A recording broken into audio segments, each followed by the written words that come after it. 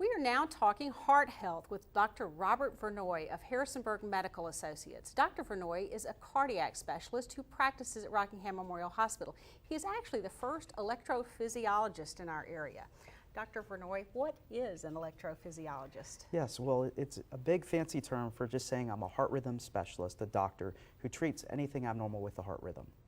And so if someone has been experiencing some type of symptoms with discomfort with their heart, sure. What are some symptoms that people should really pay attention to, and at what point should they be seeking your help? Very good question.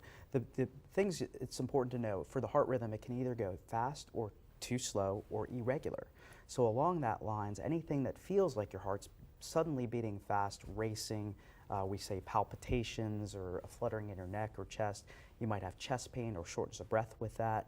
You might feel dizzy or pass out. Slow heart rhythms can cause similar symptoms, not so much the fluttering symptoms or irregular skipping type symptoms, but more just weakness, feeling washed out, dizzy, lightheaded, or passing out. So if you have any sudden fluttering, that would alert that there's a rhythm, possible abnormal rhythm concern, or if you start passing out, that would be a big concern that you would want to tell your doctor about and consider coming to see somebody like me.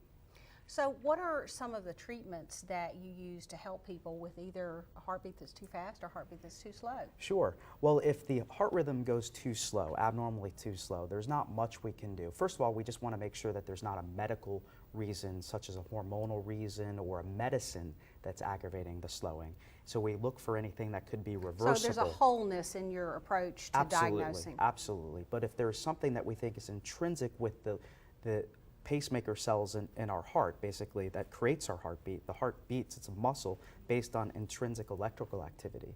And I call it God's pacemaker.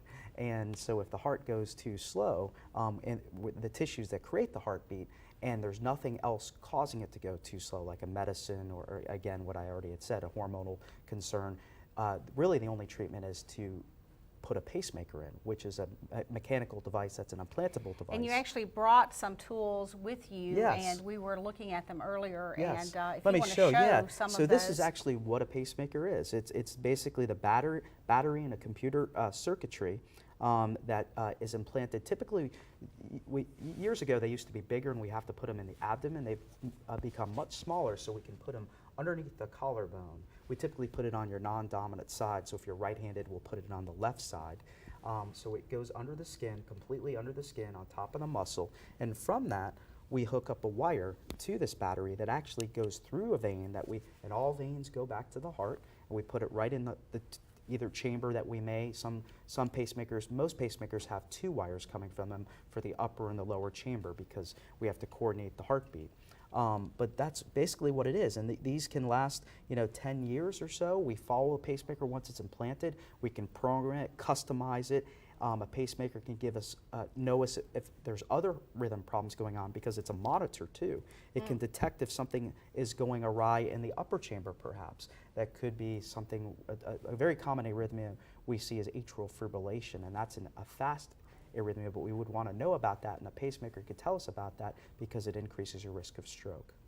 In your area of specialty, how does it fit into like the overall cardio program Sure. at RMH?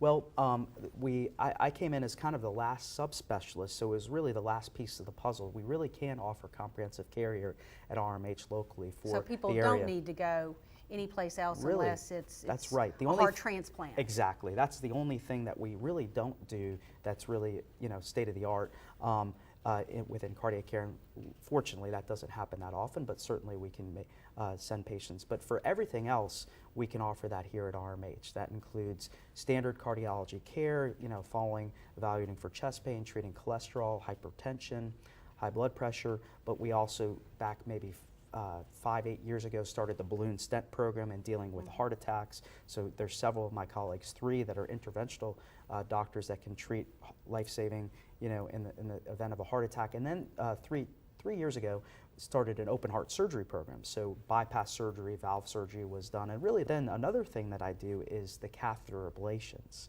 And that's where we go in through IVs and we feed little tubes up into the heart.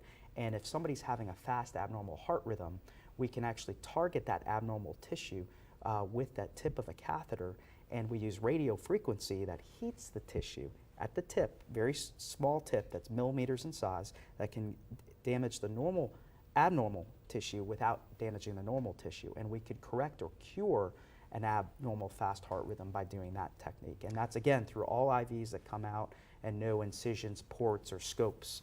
And we use X-ray and other fancy mapping technology and other ultrasound technology to help guide the safety of that procedure. Absolutely amazing technology, and more importantly, the people who know how to use it. Thank you so much, Dr. Vernoy.